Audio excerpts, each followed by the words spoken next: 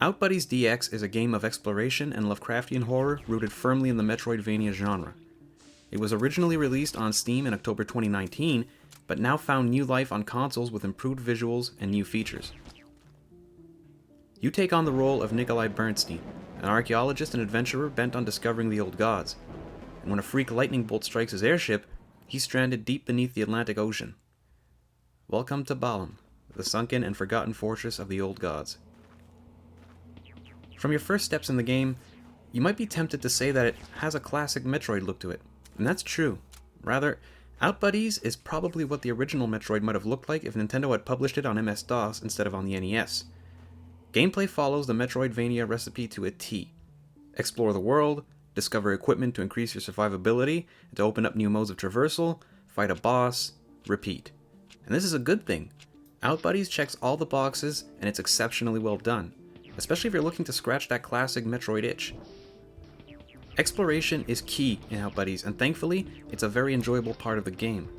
The Lovecraftian influences are noticeable and serve to create a sense of dread and tension as you navigate Balam's barnacle and seaweed-filled halls, or its flooded, claustrophobic caverns. And those feelings aren't unlike what many gamers felt while exploring the hostile and alien world of Xebees and Metroid. And when the time comes to fight, the game doesn't disappoint either. There are plenty of weapons to choose from in order to dispatch enemies, whether that be your revolver, a charged shot, missiles, bombs, and more. Enemy designs are varied and they each have their own methods of attacking you.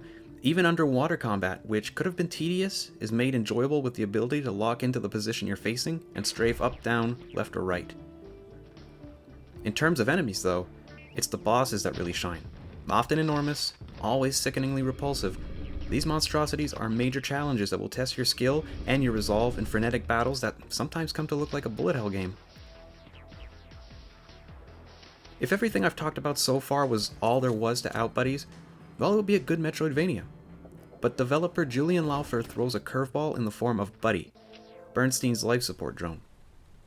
The appropriately named Buddy will become your best friend over the course of your adventure. At almost any point in the game, you can switch control seamlessly from Bernstein to Buddy, and this has many advantages. For starters, Buddy can use telekinesis to move certain objects to solve puzzles, clear a path, or make some areas a little safer. For example, using a big block to cover some spikes. But even more helpful is the fact that Buddy can fly around the entire screen, which means that you can use it to scout ahead. Maybe you'd like to see if there's a spike trap beneath the platforms you're thinking of jumping off of. Well, take control of Buddy and go look for yourself. It even has a radar function built in, and although the radius is smallish, it serves perfectly well as a way to search for interactable objects, weakened walls that can be bombed, and even more. Buddy changes the dynamic substantially, and he's a welcome addition to the genre. Better yet, Outbuddies DX features local co-op, which means that one player can control Bernstein and the other can control Buddy. Of course, Outbuddies isn't a perfect game. I found that the map lacked a little detail and could sometimes be hard to read, and honestly, a clear legend wouldn't have hurt, because it can be a little difficult to tell what that green flashing weapon means on a point in the map. And while movement is generally fine, I did have some issues when sprinting, or rather when attempting to sprint, when it just seemed like it didn't kick in and I'd miss my jumps. Now you'll likely find that I've compared Outbuddies DX to Metroid a lot in this review, and the fact is that they do share a lot in common beyond simply Outbuddies being a Metroidvania game. For example, color-coded doors let you know what weapon to use in order to pass through them, and I smiled gleefully when I found my first missile tank upgrade. Bosses are massive and they combine platforming with shooting, and they test your reflexes heavily. It's valid, but not quite fair to simply compare Outbuddies and Metroid. This game has its own personality, its own visual style, and its own challenges. It's a fun game to play, especially if you're a fan of the genre. When all is said and done, Outbuddies takes the best of the games that inspired it and adds to them. Of course, this isn't a game for everybody. As a Metroidvania, Outbuddies is an exploration-heavy game where you will inevitably reach a point where you are blocked from progressing, feel hopelessly lost, and spend a lot of time backtracking through the world.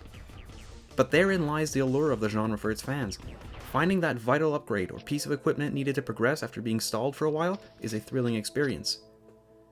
But if you're somebody who prefers games with clear paths and explicit objectives, there's a good chance Outbuddies won't win you over. After spending hours upon hours with Outbuddies DX, I think it's safe to say that this game can be put in the same class as Metroid, and that's not something that I say or take lightly at all. But the game is that good.